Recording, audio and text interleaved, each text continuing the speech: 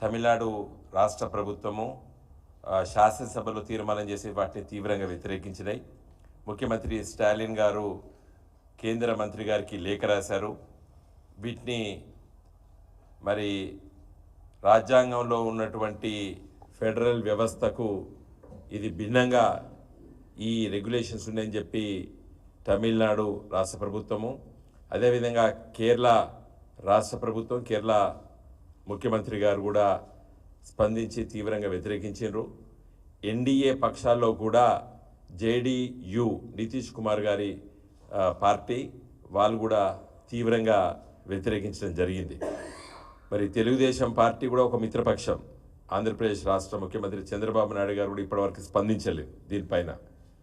మరి రాష్ట్ర ప్రభుత్వాల పరిధిలో ఉన్నటువంటి రాష్ట్ర యూనివర్సిటీసు, ఆ రాష్ట్ర ప్రభుత్వాలు ఫండింగ్ ద్వారా నడిచేటువంటి యూనివర్సిటీస్, స్టేట్ యూనివర్సిటీస్ ఏవైతే ఉంటాయో మరి వాటిలో వైస్ ఛాన్సలర్ అపాయింట్మెంట్తో సహా మరి విద్యా ప్రమాణాలు అవన్నీ కూడా మరి కేంద్ర ప్రభుత్వము అంటే యూజీసీ ద్వారా నియంత్రించేటువంటి ఒక పెద్ద కుట్ర జరిగింది.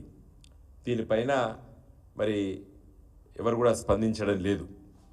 ముఖ్యంగా మన రాష్ట్ర ప్రభుత్వము మరి ముఖ్యమంత్రి రేవంత్ రెడ్డి గారి వద్దనే ఉంది ఇది విద్యాశాఖ డిపార్ట్మెంటు. మరి వారు కూడా సరే ఇప్పుడు దావోస్లో ఉన్నారు, కానీ ఓన్లీ ఇంకా 2-3 రోజులే ఉంది టైం. 30వ తారీఖు నాడు వాళ్ళు ఫైనలైజ్ అవుతాయి. అయితే ఈరోజు ఉదయం వచ్చారా? వస్తే వెంటనే స్పందించాలి. రేవంత్ రెడ్డి గారిని కూడా నేను అడుగుతున్నాను, మీరు వెంటనే స్పందించాలి దీనిపైన. నిన్న మరి మాజీ మంత్రివర్యులు విద్యాశాఖను చూసినటువంటి సబితా ఇంద్రారెడ్డి గారు కూడా నిన్న పత్రికా విలేకరులతో కూడా చెప్పారు ఈ రాష్ట్ర ముఖ్యమంత్రి మరి స్పందించలేదని. నేను కూడా ఈరోజు ఈ విలేకరుల సమావేశం ద్వారా నేను కూడా వారిని కోరుతున్నాను, డిమాండ్ చేస్తున్నాను, వెంటనే దీన్ని తీవ్రంగా వ్యతిరేకించాలి. వీలైతే శాసనసభ కూడా పెట్టి కూడా ఒక తీర్మానం చేయాలని చెప్పి కూడా నేను కోరుతున్నాను. మరి ఈ సందర్భంలో మరి మేము జగదీష్ కుమార్ గారు, చైర్పర్సన్ యూనివర్సిటీ గ్రాంట్స్ కమిషన్, వారికి ఒక వివరణాత్మకమైనటువంటి లేఖ ఈరోజు మేము రాశాం. మీకు అందరికి కూడా సాఫ్ట్ కాపీ పంపిస్తాను ఇప్పుడే. ఇవన్నిట్లలో మరి చాలా విషయాలు కూడా మేము తెలియజేశాం. మొదటి ఇష్యూ, చాలా సీరియస్ ఇష్యూ ఏంటంటే సెర్చ్ కమిటీస్ వేస్తారు. ఈ రోజు వరకు ఉన్నటువంటి ఆనవాయితీ ఏంటంటే రాష్ట్ర ప్రభుత్వం ఒక సెర్చ్ కమిటీ వేస్తుంది. సెర్చ్ కమిటీలో దేనికోసము, వీసీ అపాయింట్మెంట్ కోసము ఒక సెర్చ్ కమిటీ వేస్తారు. ఆ సెర్చ్ కమిటీ లోపల రాష్ట్ర ప్రభుత్వం తరఫున ఒక నామినీ, యూజీసీ తరఫున ఒక నామినీ, తర్వాత యూనివర్సిటీలో ఉన్నటువంటి ఎగ్జిక్యూటివ్ కౌన్సిల్, సిండికేట్ అంటాం, కొన్ని ఇక్కడ ఎగ్జిక్యూటివ్ కౌన్సిల్ అంటాం, వాటి నుండి ఒకరు. ఈ ముగ్గురు కూర్చొని ఒక వైస్ ఛాన్సలర్స్ అప్లికేషన్స్ నోటిఫికేషన్ ఇచ్చి పిలిచి వాటిల్లో మరి ముగ్గురిని సెలెక్ట్ చేసి ఆ ముగ్గురి పేర్లు రాష్ట్ర ప్రభుత్వానికి పంపిస్తే, రాష్ట్ర ప్రభుత్వం దాన్ని గవర్నర్ గారి దగ్గర పంపిస్తే గవర్నర్ గారు ఆ ముగ్గురిట్లో ఒకరు చూస్ చేయాలనేది ఇప్పుడుకున్నటువంటి రెగ్యులేషన్స్. దీన్ని ఏం చేశారు, ఇప్పుడు సెర్చ్ కమిటీనే ఛాన్సలర్ ఇస్తాడు. ఛాన్సలర్ ఎవరు? గవర్నర్ గారు. గవర్నర్ గారే సెర్చ్ కమిటీ వేసుకుంటాడు.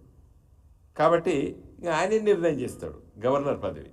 మీకు అందరికీ తెలుసు, సర్కారీ కమిషన్ వేసారు. ఎప్పుడు ఇందిరాగాంధీ ఉన్నప్పటి నుంచే నడుస్తుంది ఈ గవర్నర్ల పాత్ర ఏందని. మన మాజీ ముఖ్యమంత్రి ఎన్టీ రామారావు గారు ఒక సందర్భంలో గవర్నర్ పదవి ఒక మిథ్య అన్నాడు. చాలా పొలిటికల్ పార్టీస్ ఈ దేశంలో అసలు గవర్నర్ పదవిని రద్దు చేయాలని చెప్పి కూడా కొన్ని వాదనలు వచ్చినాయి. రద్దు చేయాలని చెప్పి మేమేం అనడం లేదు, కానీ అనవసరంగా ఇంటర్ఫియరెన్స్ అయిపోయింది. నిన్నగాక మొన్న తమిళనాడులో జరిగింది, కేరళలో జరిగింది, చాలా రాష్ట్రాల ప్రభుత్వాలు జరిగింది. మొన్న మన రాష్ట్రంలో కూడా కేసీఆర్ గారు ముఖ్యమంత్రి ఉన్నప్పుడు కూడా తమిళసాయి గారు మరి ఏ విధంగా ప్రవర్తించడం మనకందరికి తెలుసు. కాబట్టి ఈ సందర్భంలో పట్ల రాష్ట్ర యూనివర్సిటీస్ నడవాలంటే రాష్ట్ర ప్రభుత్వ నిధులతోనే నడవాలి. అన్నీ రాష్ట్ర ప్రభుత్వం చూస్తుంది, కానీ దాన్ని నియంత్రించేటువంటి అధికారాలు కేంద్ర ప్రభుత్వం లాక్కోవడం కరెక్ట్ కాదు. అయితే ఈ క్లాజ్, ఈ ప్రపోజ్డ్ యూజీసీ రెగ్యులేషన్స్ 10th క్లాజ్లో దాన్ని మేము తీవ్రంగా వ్యతిరేకిస్తున్నాము. ఆ వైస్ ఛాన్సలర్కి సెర్చ్ కమిటీ వేసేటువంటి దాన్ని డిలీట్ చేయాలి. యథాతథా స్థితి అంటే రాష్ట్ర ప్రభుత్వానికే సెర్చ్ కమిటీ వేసుకునేటువంటి అధికారం రాష్ట్ర ప్రభుత్వానికి ఉండాలి. ఇప్పుడున్నటువంటి యూజీసీ రెగ్యులేషన్స్ ఆ విధంగా ఉన్నది, దాన్నే కొనసాగించాలనేది మా మొదటి డిమాండ్. తర్వాత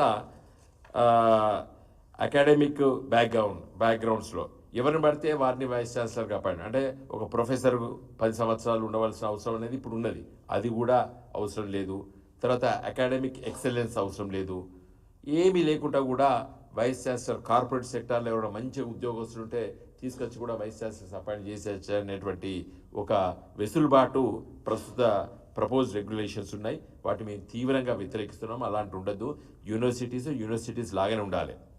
చాలామందికి తెలుసు, కేసీఆర్ గారు ముఖ్యమంత్రి ఉన్నప్పుడు ప్రతి యూనివర్సిటీకి 2 టర్మ్స్ వైస్ ఛాన్సలర్స్ ఉన్నారు. వైస్ ఛాన్సలర్స్ లేరు, వైస్ ఛాన్సలర్ అపాయింట్ చేయాలని చెప్పి కొంతమంది కాంగ్రెస్ పార్టీ నాయకులు మాట్లాడుతున్నారు. ఉస్మానియా యూనివర్సిటీకి ఫస్ట్ వారు మొన్న రవీందర్ యాదవ్ గారు, వారికంటే ముందు రామచంద్రయ్య గారు ఉన్నారు. కాకతీయ యూనివర్సిటీ గారి సాంబయ్య గారు ఉన్నారు, తర్వాత రమేష్ గారు ఉన్నారు. ప్రతి యూనివర్సిటీస్ కూడా దాదాపు ఈ 10 సంవత్సరాల బట్ట 2 టర్మ్స్ వైస్ ఛాన్సలర్స్ని అపాయింట్ చేసుకున్నది తెలంగాణ రాష్ట్ర ప్రభుత్వం కేసీఆర్ గారి నాయకత్వాన. కాబట్టి తర్వాత సోషల్ కాంపోజిషన్స్ అవన్నీ ఓకే, ఫైన్. తర్వాత అన్ని వర్గాల నుంచి ఉండాలి. ఎస్సీ, ఎస్టీ, బీసీ వర్గాలు నుండి కూడా సమతుల్యంగా దాన్ని పాటించాలనేటువంటి ఆలోచన రాష్ట్ర ప్రభుత్వాలకు ఉంటుంది. కాబట్టి ఈ నామినేట్ చేయడం కరెక్ట్ కాదనేది మా అభిప్రాయము.